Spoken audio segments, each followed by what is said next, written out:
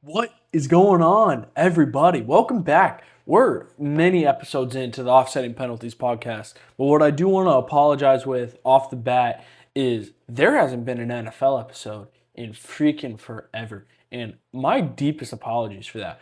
The UFC stuff does do better than the NFL stuff, which is kind of wild to me considering I think the NFL reaches to a general audience more than UFC does, than MMA does, but this is still, I love this sport equally much, and the point of me doing this channel and doing this podcast and putting the clips out was not because I was looking to get views and followers and stuff. That stuff is great, don't get me wrong, but really the point of doing this was to practice my on-camera skills, practice my social media skills, my graphic design skills, all that stuff. So today we're previewing week 14. I don't know when the last episode I did. It had to have been, I think, week 10, right? I did a week 10 preview. I haven't done an NFL episode since then. Really been busy, went home, had my birthday. Like, there was a lot of stuff going on. But now we're here. We're week 14. We're on the final stretch. The NFL is wild this year. And we're here to break down what could be the most crucial week of the season yet. 6 games, all with real playoff implications, one of which already wrapped up, and we're going to start with that. Thursday Night Football, the 8-5 Lions, the now 8-5 Lions, got back in the win column, beat the Cowboys 44-30. The Cowboys fall to 6-1 on the year. Look, the Cowboys had some steam on them. They had some momentum on them. They were winning some games. It was looking better for them. They were 3-5-1. They rallied all the way to 6-5-1, rattled off 3 straight wins, including a big-time win on Thanksgiving against the Chiefs. But tonight, their real weakness with their team got exposed. Right? They went out at the deadline. They got Quinnen Williams. They got Logan Wilson, who really, I don't see him playing. I don't think he's made as much of an impact as Quinnen has. And they got Overshown back, and their run defense stepped up. A run defense that got gashed earlier in the year, had put together some really solid performances. And even Jahmyr Gibbs, who I'll talk about in a second, didn't have a crazy game on the ground in terms of yardage and everything. But they're on the back end, the Cowboys have no secondary, and they cannot tackle for the love of God. So that's a recipe for disaster. And Kansas City didn't really exploit that as well as they could have. Now, granted, Kansas City did have a good offensive game, so I don't want to say that much. But Detroit did. Jameson Williams ate Amon-Ra on one ankle, one of the baddest, toughest mother effers in the league. Amon-Ra St. Brown played through it. He had a very productive game. Gibbs through the air was very productive. Both quarterbacks went for 300 yards, and that's also a testament to the Lions being very beatable on the back end as well. But what the Lions do that the Cowboys don't is the Lions do tackle. The Cowboys don't. And I think that was a real difference in this game. The runs that Jahmyr Gibbs was picking up, the 3 touchdowns, Jameson Williams after the catch, it just was very apparent that the Cowboys just aren't a good tackling team, and they're not exactly a great team on the back end either. Deron Bland has never been like an exceptional cover corner. He was just a ball hawk for a while. He's not even getting the picks anymore. Trayvon Diggs was out. They have this rookie playing in front of him who's been good at times. He wasn't great last night. So Lions, big time win. This was a must win for them because it keeps them in playoff contention, right? They're 8-5. The 7 seed in the NFC right now is the 49ers, who are 9-4, right? That's wild that a 7 seed is 9 wins, right? The 1 seed is also 9 wins, so that just goes to show how stacked the NFC is. This was a must win for the Lions, and they got it done. This was a must win for the Cowboys, and they didn't get it done. And now the Cowboys are 6-1, and I'll talk about Philly and their Monday Nighter in a bit. Philly's 8-4 right now. Right? Philadelphia's 8-4, right? Yeah, Philadelphia's 8-4. So right now, you're 2 games behind them in the standings. You split the series with them, so it's going to come down to NFC record more than anything. Is Philly, Cowboys basically have to win out if they want a chance at the playoffs because I don't know if you can expect Philly to lose 2 or 3 more this year. Maybe they can. They're struggling a little bit. But this unless Philly really drops some games and the Cowboys are able to steal the division, what this does is this basically set in stone. The Cowboys are not making it as a wild card team, and now you just got to hope Philly drops some games. And I think the odds of that I think Philly will drop some games, with the odds of them dropping enough games and the Cowboys winning enough games to steal the division from them, I don't know. There is that whole thing with the NFC East where there's a different winner. There's never been a repeat winner in forever. So maybe it's just destiny that the Cowboys will win the division because the Commanders and the Giants sure as hell aren't. But tough. The offense played good in this game for the Cowboys. Granted, they had some turnovers. Jake Ferguson fumbled. Dak threw a pick that bounced off Pickens' chest. CeeDee Lamb did get concussed in this game, did get hurt. I think that really hurt their team a little bit, even though Flanoy or whatever his name is stepped in and really had a good game in the box score. But yeah, it was good. Jahmyr Gibbs is different. Another 3-touchdown game. The big thing with the Lions, though, besides them winning the game, is Brian Branch looks like torn Achilles, which is brutal. I mean, that is one of their big-time playmakers on that side of the ball. And the secondary's already struggled as it is this year. Now you're losing him, Terrion Arnold, who, was a heavily criticized player. He was still rightfully their starting corner. He's out for the year. So the Lions, man, they always get beat up, man. They're one of those teams, like my 49ers, who they always get beat up. And it really sucks for the sake of the Lions. And there was that heartfelt speech that Dan Campbell had when they lost to the Niners in the NFC Championship 2 years ago. He was emotional at the podium saying, I don't know if we'll ever get this chance. And with how injured their team has been the last 2 years, them losing some coordinators, I thought maybe last year was their best chance, but now in hindsight, that year that they choked a lead in the NFC Championship, that was probably their best shot at it. So, tough for the Lions. And that's it. And now we go to the rest of Week 14, and we got some big games. We got some big games ahead. I'm going to talk you through some of the premier morning games. There's one big afternoon game, Sunday night or Monday night. We'll get out of here. Before we do, 4 teams on bye this week, 2 playoff teams, 2 big-time teams. Niners are on bye, Patriots are on bye. The Panthers and Giants are also on bye. Panthers, who are right there. If the Bucs drop a game this week, which I don't think they will, but this division, it could get interesting. The Bucs and the Panthers, they play each other twice down the stretch. Week 16 and week 18 or something like that. They play each other twice in 3 weeks. So that will be big time if it comes down to that later in the year. Enough about the NFC South. Let's start with the AFC South. The first morning matchup I want to talk about, kind of probably flying under the radar because these two teams aren't exactly like high-profile organizations or anything, but the 8-4 Colts are going to play the 8-4 Jaguars. This is a Colts team that was 8-2 2 weeks ago. They've lost 2 straight games. They're still 1.5-point home or road favorites in this matchup. Over under 46.5 points. What do we think about the Colts right now? It's weird because they were a team that was rolling and looked kind of invincible for a while this season. And then the Kansas City game and last week against Houston, the offense kind of fell flat. I would not say that this 2-game skid is on their defense necessarily. Now, is the defense playing like exceptional ball? No. But I don't think this is on the Indy defense. I think it's more on the offense. And part of that you could attribute to the last 2 weeks. They played really tough defenses. Houston, who I'll talk about a little later, and Kansas City, who I'll talk about a little later. Those 2 teams play each other on Sunday night. Those are 2 really tough defensive matchups and 2 teams that stop the run exceptionally well. And as we know, this Colts offense runs through Jonathan Taylor and that offensive line. When that's not going, that puts a lot of pressure on Daniel Jones. And maybe earlier in the year, Daniel Jones could handle that. Right now, he can't. And part of that is because he's playing with a freaking fractured fibula or broken, whatever it is, his fibula is fractured or broken. And that really desperately hurts this Colts offense because what Daniel Jones did very well and what Shane Steichen, was calling earlier in the year was he was calling a lot of zone read, he was calling a lot of read option where there was the threat of Daniel Jones running with the ball. Since the injury, he hasn't had one design QB run. He has 0. And you can't blame Steichen for that. You don't want to run your quarterback with a freaking broken fibula. So that, teams are already stacking the box to stop Jonathan Taylor. Now when you're able to put in another defender that doesn't have to worry about Daniel Jones running with the ball, yeah, man, it's easier to stop this run game. And Jonathan Taylor's production has plummeted these last 2 weeks, and rightfully so, because it's 2 elite, defenses that they played. But part of it also is the offense and what's happening. And the Colts defense, it's not like it gets easier down the stretch. They still play some other tough defenses. They still play Houston again, and the defense they're playing this week, Jacksonville, is very good, and they play Jacksonville again down the line. So, they're reeling. In back-to-back losses, offense looking underwhelming, and the Jags, on the other hand, aren't reeling. They're rolling. They're 4-1 in their last 5, and that one loss was that crazy just choke job against the Texans, which the Texans had no business winning that game. They came back, won with Davis Mills. That was wild. You take that out of the equation, the Jaguars have won 5 in a row, and we're looking at them like, whoa, this team's great.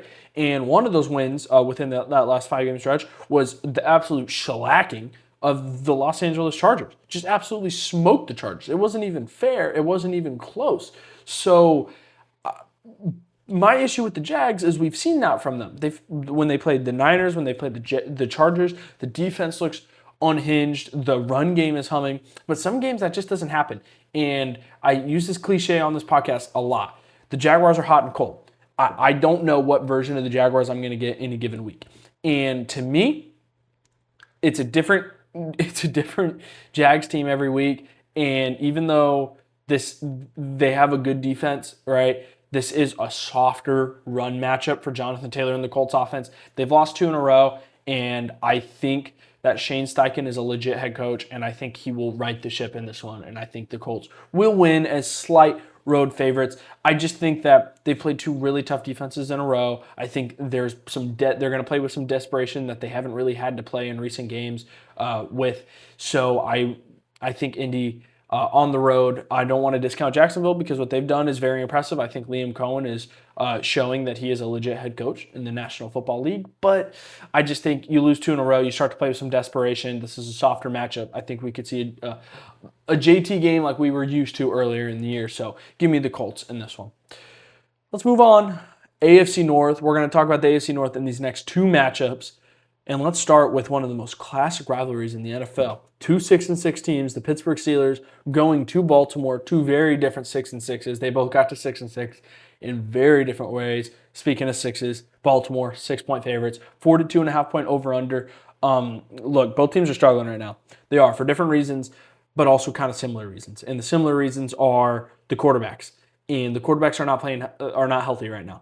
Lamar, I said this on this podcast. I said this, and I wish this podcast had more viewers because I think people would have pointed it out, and then I would, on this podcast, now been able to say, haha, told you so. That Thursday night game against Miami a while back, in which Lamar returned from his hamstring injury, he didn't look good. He did not look good, right? They gave him all this extra time to get back, and Lamar didn't look like the Lamar that we're used to, right? So I'm watching this game. He's not running. He's taking a lot of sacks, right? Really, they made their money in that game giving the ball to Henry. And I thought, okay, first game back. But I said on this podcast, it does concern me a little bit. Miami's not exactly like world beaters, right? Like you beat a team that you were supposed to beat. As time's gone on, and even though they've won some games since then and stuff, the schedule has been pretty weak for the most part for Baltimore. It's been pretty weak. And they've been able to scrape through these games without Lamar really playing good at all. And the thing about Lamar is he's not running. And that hamstring injury was what he had early in the year. Now every week he's missing practices with freaking ankle injuries and stuff. So it's like, dude, is Lamar okay? Because it doesn't look that way. He's not running the ball. And I'm sorry, Lamar is a great passer. But Lamar Jackson is Lamar Jackson because of the way he runs the ball. And if he doesn't start using his legs, man, I can't trust his team. I can't trust his team to win any games. But it's equally as difficult to trust the Steelers to win any games because Rodgers is hurt. He's playing with a freaking broken left wrist, so it's not his throwing hand, obviously. He wouldn't be playing if that was the case. He didn't look good against Buffalo last week. They don't have any weapons. DK Metcalf, where is he to be found? That might be an Arthur Smith issue more than anything, as we're seeing with George Pickens, who's blowing up now that he left Pittsburgh. But regardless, DK Metcalf's nowhere to be found. Their run game, Jalen Warren's good, but there's not really like that much of a downfield threat where teams can kind of hone in on the run a little more, especially with Rodgers being hurt. You don't want to force him to throw it a bunch, drop back a bunch, risk getting hit, landing on that wrist. So I don't trust either of these teams.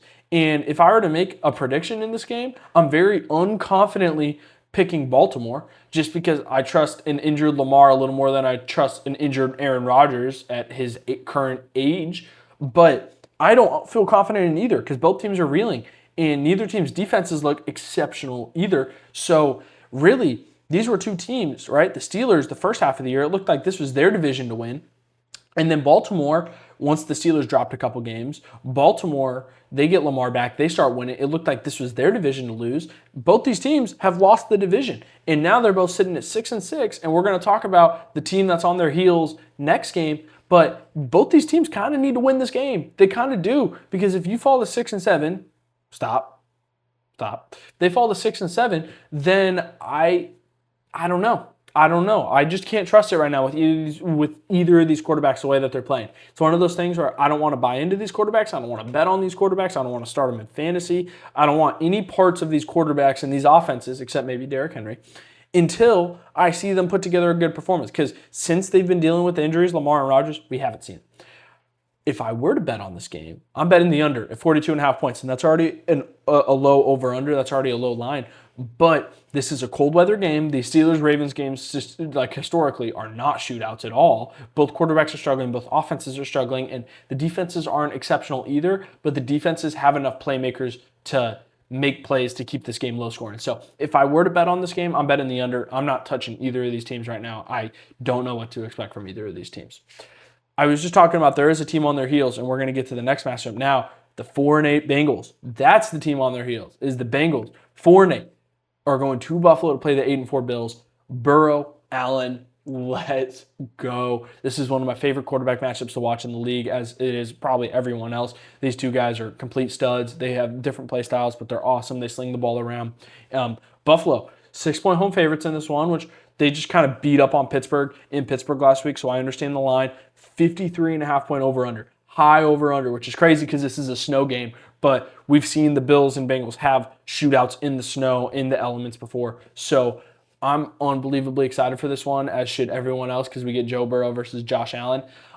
It is crazy to think, though, that we're talking about the Bengals being alive in the AFC North at 4-8, right?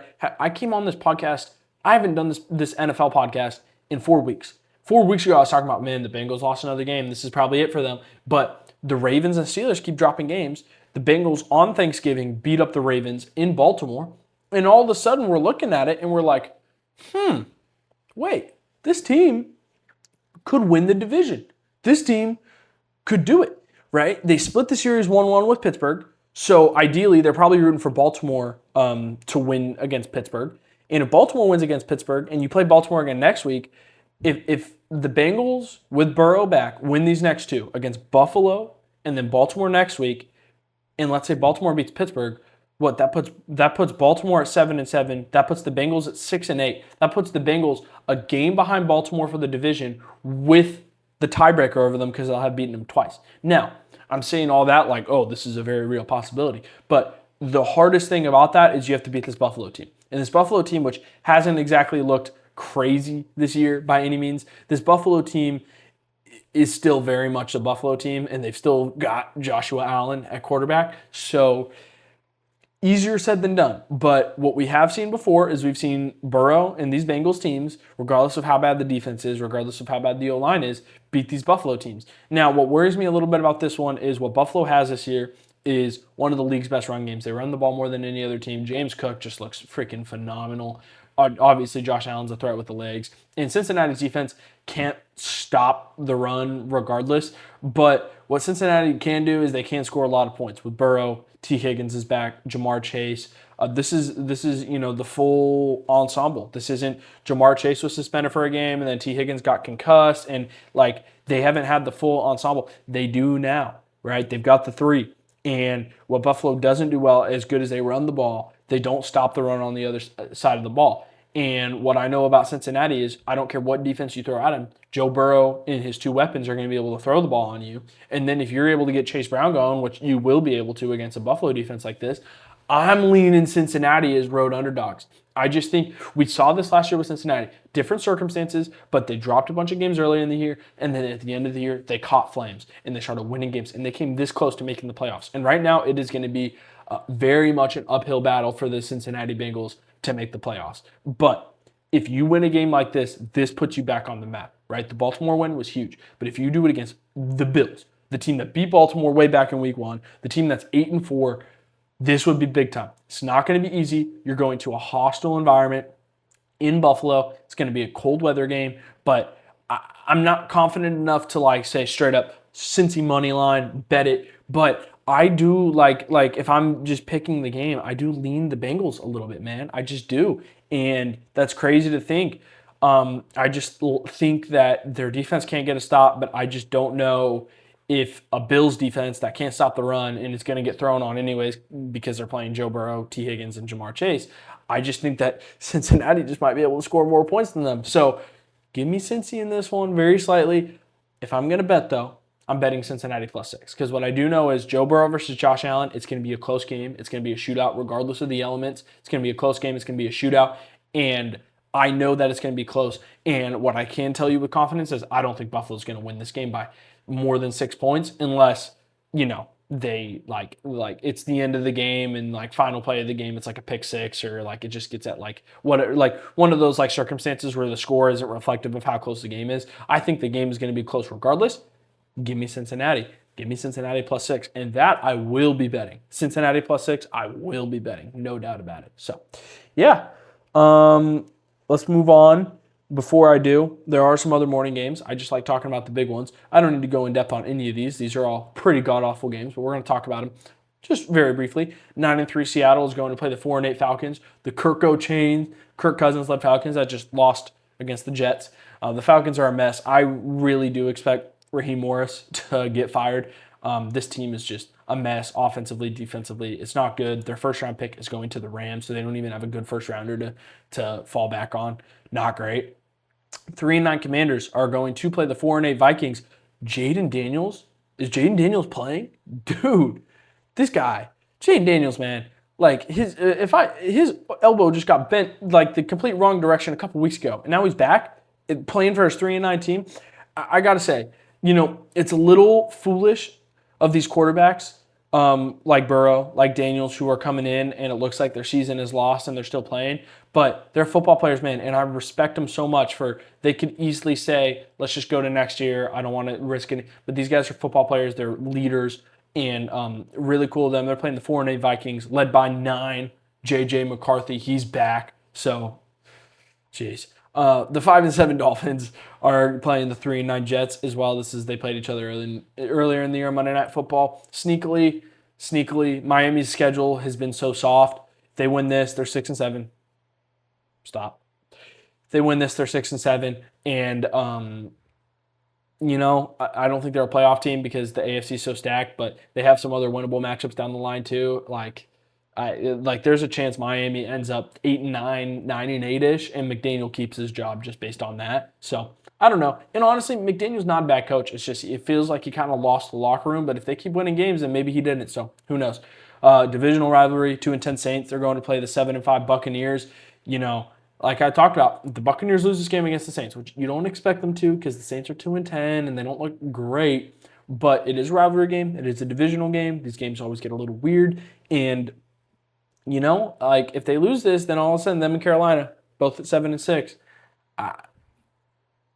crazier things have happened. Tampa has not looked good as of recently. They won't have Mike Evans this week, but it sounds like he will be back for the final stretch. Tampa Bay teams always do this. They start good, have a rough stretch in the middle of the year, end good. Just the caveat in this one is the team that's on their heels, they play twice down the stretch. So that'll be interesting. And then probably, usually when these games come up, I'm sarcastic about them. I make a little joke. No, I can't even make a joke about this. This is the worst game in the NFL season. The 1-11 Titans versus the 3-9 Browns. If you watch this game, right, I suggest if you're a red zone guy and you're watching red zone, when they show clips from this game, just go like this. Cover your eyes. Don't even watch it, right? Because you'll lose brain cells. You'll get a headache trying to watch the 1-11 Titans play the 3-9 Browns in the weather in Cleveland.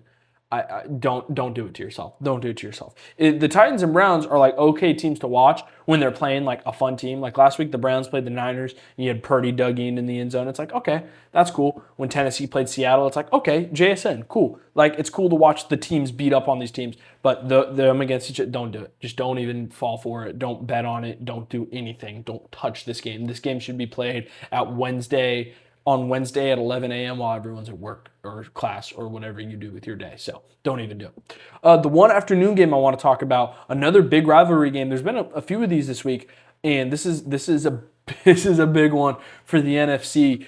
The 1 seed. Who could have thought? The 1 seed, the 9-3 Chicago Bears in a rivalry game. They're going to Lambeau to play the 8-3-1 Packers. This game's awesome. And what makes this game awesome is both these teams, they've had little rough patches over the year, even when they're winning games. Like, it hasn't been the prettiest and stuff. But both these teams, man, are like playing good ball coming into this one. Green Bay seems like they were able to ride the ship a little bit against Detroit on Thanksgiving. Jordan Love that was probably his best game of the year. Either that or maybe the Dallas game earlier in the year. Jordan Love looked freaking awesome in that game. And, the Bears are rolling. And what I think the Bears are doing so well right now, what Ben Johnson's doing so well right now, is the run game. And it's easy for people to say, it's easy for teams to run the ball, yada, yada. But that's all schemed up, right? Why do you think Kyle Shanahan teams are always good? Why do you think Sean McVay teams are good, right? Like, even though sometimes they have these crazy passing offenses, it's all built on a very well schemed run game. And Ben Johnson does that exceptionally well as well. We saw it in Detroit, and now we're seeing it again in Chicago. Kyle Monangai, DeAndre Swift both went for over 100 yards and a touchdown against Philadelphia, which is like a competent, really good run defense. Pretty crazy. The one thing with Chicago, and people hate me for this, and I promise you, I'm not a Caleb Williams hater. I promise, I talk a lot bad about Caleb Williams, but you'll know, I'm up front when I say I'm a hater of a player. I want Caleb Williams to succeed in the NFL because I watched him in college, and he was a really fun player to watch in college. But that dude cannot complete a pass right now. He hasn't been able to the entire freaking year. So what the Bears are doing exceptionally well is they're running the ball. They're getting turnovers on defense. Their defense gives up a lot of yards, but they're able to get these turnovers. So it's one of those defenses where it's like, yeah, sure, you can have yours. You can have your points. You can have your yards. But we're going to make those turnovers that really flip the game script. And they do an exceptionally good job at that. Jalen Johnson is back for them. Jalen Johnson's an elite corner in the NFL. That helps their defense a lot. So their defense is on the trend up. But I don't trust Caleb Williams, man. It seems like all their games that they win, they're out in front. And even some games, they choke the leads, like the Cincinnati game, they choke the lead. The one time I do trust Caleb Williams is when it's a game-winning drive. But you can't expect your team to be in position every game to win a game-winning drive. Sometimes you got to get out in front and play that way. I don't have a ton of trust in Caleb Williams right now to orchestrate an offense when the run game isn't working. Now, granted, the run game's worked great. This is a tough matchup. Green Bay's run defense is about as good as it gets in the NFL, and I know they've been running the ball exceptionally well in Chicago, but I think that this could be the first game in a bit where the run game isn't exactly humming, and okay, it's going to be on Caleb Williams to make some passes, to make some throws in the cold without Rome Odunze, who has a stress fracture in his foot. And I right now, I don't have the confidence in him that he's going to be able to do that. So I'm leaning Green Bay as home favorites in this one. If I were a betting man, that's what I would bet. Jordan Love is coming off of, I think, his best game of the year. He looked awesome. He completed some passes. There's a chance Jaden Reed plays in this game for Green Bay. I think the Packers are trending in the right direction, and so are the Bears. But I think if we're looking on how this game script could go, I just lean the Bears a little bit less than I do the Packers. So give me Green Bay in this one as home favorites. Nonetheless, great game. The one X factor in this game, I will say, is if Jordan Love, which he has a tendency to do sometimes, if he turns the ball over a little bit, there will be some issues in this game, right? And the Chicago defense forces turnovers. So if Jordan Love plays a clean game and he doesn't turn the ball over, Green Bay's winning this game, and it's probably going to not be close, particularly close. If Jordan Love makes some mistakes, especially early, and Chicago's able to feed off that, get some turnovers, this could be a very interesting game. Regardless, what's tough is whoever loses this game falls to the 7th seed in the NFC. So some big stakes in this one. Whoever loses this falls to the 7th seed. And notable, very, very, very, very notable. If the Bears lose this, they're going to fall from the 1 seed to the 7th seed. They're going to be 9-4. If the Bears lose this and they fall to 9-4, who's the team on their heels? Who's the 8th seed right now? It's the Detroit Lions. The Detroit Lions are 8-5, and they won a game against the Bears earlier in the year. So, kind of, I hate that I keep saying this for all these games, but kind of a must-win game for the Chicago Bears here. Because if they lose it, they fall to 9-4, which is still an exceptionally good record. I don't know why I keep saying exceptionally, but I do. If they fall to 9-4, which is a very good record, the Lions are going to be one game behind them. The Lions already beat them up earlier in the year, and these two teams play each other Week 18. So, very interesting, very fascinating to watch. If Green Bay loses this, they fall to 8-4-1. But they still have the 2 wins over Detroit on the year, and they'll have a little bit of breathing room, even though there's that tie that makes things a little complicated. So that's that. The other late window games, 10-2 Broncos are going to play the 2-10 Raiders. This should be an opportunity for the Broncos to improve to 11-2, continue their claim at the 1 seed, which, as little as I trust Bo Nix right now, and as little as I trust Sean Payton as a play caller right now, and I just don't trust the Broncos offense in general right now.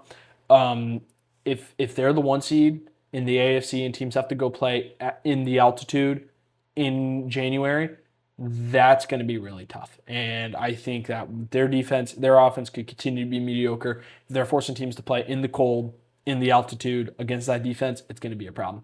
The other game, 9-3 Rams coming off of a loss against Carolina. They're looking to bounce back against the 3-9 Cardinals. The Rams should. If the Rams don't sound the red alarms, the Rams should take care of business very handedly in this one.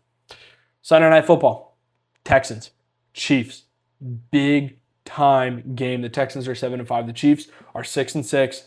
Who would have thought? But we're here. This is red alert. This is red alert. If I was one of those podcasts that has that little the Elgato board where I could do sound effects, I'm sounding the red alarms right now. The Kansas City Chiefs, this is it. If you lose this game, if you're Kansas City and you lose this game, we're going to go the first playoff since Mahomes became the starter that the Chiefs are not in the playoffs. That is the reality we're facing right now, because the Chiefs are already looking up at the Texans, who they're playing right now. They're looking up at the Jaguars, the Chargers, and one other team in the AFC. And if they're looking up against the Buffalo Bills. So let's paint this picture, okay? Right now, KC is in the hunt. They're not in the playoff picture right now. They're looking up at team, okay? 3 of the teams ahead of them, the Chargers, the Bills, the Jaguars, all already have wins over Kansas City. The Texans are the team they play tonight. If they lose to the Texans, fall to 6-7, no joke intended, and the Texans are 2 games above Kansas City and have a game over them, this is it. You cannot lose this if you're Kansas City. You cannot. Because right now, unless the Broncos just have a generational collapse, the Broncos are pretty safely going to win the division, if not the Chargers. And then you're looking up at all these wildcard teams and they have tiebreakers over you. And this is huge. This is huge. If you're the Chiefs, you cannot lose this game. You can't. And if you're a Chiefs fan, you're pretty freaking scared right now, because this isn't exactly like a must-win game and you're playing Tennessee. They play Tennessee in a couple weeks. They'll handle that game. They play the Houston Texans, who are red hot right now, and they have the best defense in the league. I'm ready to crown them. The best defense in the league. They do this thing. DeMeco Ryans does this thing with the Texans, where he literally doesn't blitz, doesn't disguise. He rushes for every play. It's the most disrespectful defense in the league, because he basically just says, here, you know what we're going to do, but our players are so much better than yours, you're not going to be able to do anything about it. So they just sit back, they play zone, they rush for, and because they've got Danielle Hunter on one edge, Will Anderson on another edge, they've got Derek Stingley in the secondary, they've got Jalen Petrie in the slot, they've got playmakers everywhere on defense. You know what you're running, but it's so hard to get any yards, any points on this Houston defense. And right now, the Kansas City Chiefs, what I think has been the issue for them has been uncreative play calling. I just feel like the play calling, it isn't stressing defenses enough, and frankly, they're the most undisciplined team in the NFL. And those are 2 things you cannot afford to do against an elite defense like Houston. I don't care that this is going to be at Arrowhead, cold game. The Houston Texans with their defense, even though they're a dome team, they're built to play in that cold weather. And right now, all they need out of CJ Stroud and all they need out of Davis Mills is to not turn the ball over. Just have, high percentage plays, possess the ball, keep it out of Mahomes' hands so that when the offense comes onto the field, they're a little cold, they've been sitting on the sidelines for a bit, and your defense can make plays like they always do. It was the most, you could tell for Josh Allen when they played the Texans last week on Thursday night or 2 weeks, whenever that was, you could tell that was the most frustrating game for Josh Allen, because he was constantly getting hit and no yards were easy, because it's not like the Texans are blitzing you a bunch and leaving some openings on the back end. They're rushing for and they're getting to you. This is my take on this game. Kansas City, it's a must-win, but it looks like they're going to be playing without 3 of their 5 starting offensive linemen. And when there's a Houston team like this that can sit back and play zone and get more pressure than anyone in the league with only rushing 4 guys, just because you've got Will Anderson on one end, Danielle Hunter on another end, I like Houston in this one. I don't care that it's cold weather. I don't care that it's a desperation game for Kansas City. What Kansas City has shown me in previous weeks has not shown me that they can beat an elite defense like the Texans have. And as long as CJ Stroud possesses the ball, doesn't turn it over, doesn't take bad sacks, just possesses the ball, high percentage throws, I think Houston wins this one. And I think that's it. That's the dagger for the Kansas City Chiefs 2025 season. And I think that there's a real chance that Kansas City is not playing playoff ball for the first time in forever this January. So give me Houston on the road as underdogs. This game is fascinating to me. This is one of the most fascinating games of the year for me. And it's big time. It's big time. And both these teams are not current wildcard teams right now. And it's another must-win game for both. It's been so many games this week. That's why this is the most crucial week of the year. This is another must-win game, but it's especially a must-win for Kansas City, and I just think Houston's defense is playing far too good right now. Not to mention, the past couple of years when Houston and Kansas City have played each other, Kansas City's won those games, but Houston has made it very tough on Kansas City in those games. And I sure as hell do not trust this Kansas City team more than I have trusted the Kansas City teams in years past. So give me Houston on the road. Book it. Final game. Monday Nighter. Another fascinating game. Two 8-4 teams. The Philadelphia Eagles traveling to LA, to SoFi Stadium. They're playing the 8-4 Chargers, playing Justin Herbert, who looks like he's going to be playing with one hand because his left hand is broken. Got surgery on it on Monday, and a week later is going to turn around and looks like play a football game for the Chargers. Wild, tough dude. He does this every year. Justin Herbert just plays through injuries. He's a gutty player. And you know what? We've seen some vintage Justin Herbert performances in circumstances like this where he's playing hurt and stuff. I'm not saying that's necessarily what's going to happen in this one, but it's a very real possibility in this one. The Eagles, 2.5-point favorites, 41.5-point over-under, which you can expect with two good defenses. But this is a big thing. Jalen Carter, the Eagles' best player on defense, is out. He just got some shoulder procedure on both his shoulders. So he's going to be out for this game minimum. And we just saw the Chicago Bears run all over the Eagles with a hurt Jalen Carter. It looks like the Chargers are getting Omarion Hampton back. Kamani Vidal, their other back, has been playing very well in recent weeks. And you know they're not going to air the ball out a bunch with Herbert being, with you don't want him taking hits because his left hand is going to be in a freaking cast or whatever it is. So really, schematically, I could see the Chargers running the ball 40 times this game if they can, and just possessing the ball and making it really frustrating on Philly. On the flip side, Philly's offense has been a freaking mess. Philly's offense, I said this on the podcast before the Detroit game. I said it had been concerning what had been happening with Philly's offense, and I felt like it was going to spiral. I was wrong. It didn't spiral in that Detroit game because their defense bailed them out in that Detroit game. Guess what's happened the past 2 weeks? Against Dallas and against the Chicago Bears on Black Friday. Philadelphia's offense has spiraled, and it's gotten bad. And Kevin Patullo, their offensive coordinator, is using zero motion. Their run game is as inefficient as it's been in the Nick Sirianni era, ever since Nick Sirianni got here. It is a mess in Philadelphia right now. It just is. And I just don't think against a really good defense like the Chargers, you're going to be able to correct it. And I'm going off of years past. Okay, last year, Philadelphia won the Super Bowl. The year before that, you remember, Philadelphia was what, 10-1 in 2023? They were 10-1, and then there was this game where this team called the San Francisco 49ers, they walked into the link in Philadelphia, beat up the Philadelphia Eagles, completely embarrassed them. The next week, the Eagles lose to the Cowboys. It spiraled. It absolutely spiraled. We're seeing it. There has been a lot of tension in Philadelphia this year. The offense has not been where it's needed to be. The run game has not been where it's needed to be.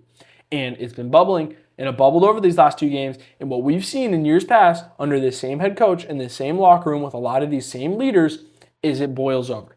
And I think there's a real chance that it boils over again this year. And I like the Chargers to win this one. Herbert, broken hand, doesn't look great, but the Chargers run game, I would imagine they're going to lean on that a bunch with Herbert's hand injury. The Eagles are coming off of a game where they could not stop the run. They've had some games this year in games past where they haven't been able to stop the run. I could see it getting really ugly for Philly, like really ugly. And I called it on this podcast. I said that this was going to happen, and I was just wrong about the week. And I tell my friends this. I tell this never wrong, just early. And I was early on this one. But now the people see what I've been seeing. And this isn't like some like wild take by me. This has been a very a lot of people have seen this coming. So I'm not like saying I'm some genius or anything. But what I am saying is when I put out that video, when I did that podcast before the Detroit-Philadelphia game on Sunday Night Football, right? When I did that, guess what? Posted it to YouTube Shorts, posted it to Instagram, and I got some Eagle fans saying this happens every year. It's the Philly fans. Guess what? You're seeing it now. This is what I said. Right? It's boiling over. Sorry. See, I'm getting heat. I need to calm down. I called this, and this is happening. And against the Chargers, it's going to boil over. And it's crazy to me right now because I'm talking about this Sunday Night Football game and this Monday Night Football game. I'm talking about Texans, Chiefs, Eagles, Chargers. And the two teams in the Super Bowl last year, the Eagles and the Chiefs, I'm like very confident that both of those teams are going to lose. Now, I'm not saying it's set in stone because let's be real, they're Super Bowl caliber teams. They were just in the Super Bowl, so they could easily, both of them could ride the ship right now. But I just think Philadelphia, man, I could see it spiraling out of control. So give me the Chargers in this one. And that's it. God, I got heated there at the end. I'm sorry. I'm very passionate. Not a big Philadelphia Eagles fan. I try on this podcast to be mostly unbiased because, I'm just giving you guys my takes. I'm talking ball. I'm giving you guys wagers and bets and stuff. And but I'm not a fan of Philly. Ever since that NFC Championship against the Niners, there was a lot of Philly fans talking crazy in that one. Like the quarterback didn't get hurt in the first freaking drive of the game. And then the next year, the Niners went in, marched in there, took their lunch money. And yeah, they won the Super Bowl the next year, and they deserved to. That Philadelphia team was phenomenal last year, but it just, this happens in Philly. There's a lot of pressure. It's like a pressure cooker in Philly, and I don't know. I'm very passionate about the Eagles, but that's that. Week 14, I'm so excited. This is the best week of the year. I hope all you guys have work off, aren't doing school. I mean, I'm going to be doing some school stuff because end of the semester, it's busy time, but this is such an awesome week for football, so I'm unbelievably excited for it. No time for it on this podcast. I've been talking for 41 minutes. I don't want to go too over. Next week, I will introduce my DFS segment for this NFL podcast, where I'll break down my daily fantasy lineup for the week. That we're gonna put that on the back burner. That will be next week. For now, I'm excited. I'm super excited to go through the rest of the year with you guys. And look, so this week I'm recording this on Friday. Tomorrow is UFC 323. I'll have a recap podcast of UFC 323. That'll come out. And then there's one Apex card. But then besides that, it's going to be like a month and a half without UFC. So this podcast, unless there's UFC announcements, is going to become very, very, very reliant on NFL. And this is the perfect time of year for it because this is the best time of year for the NFL. So I've got some cool stuff planned. I want to do my DFS segment. Want to continue to do these podcasts. I'm hoping to have some guests on in the future. The playoffs will be around. I'll do some big stuff for that. So very, very excited. Very, very happy. I appreciate everyone being here. As always, long podcast. If you're here to the end, I appreciate you. I love you. I'll see you later.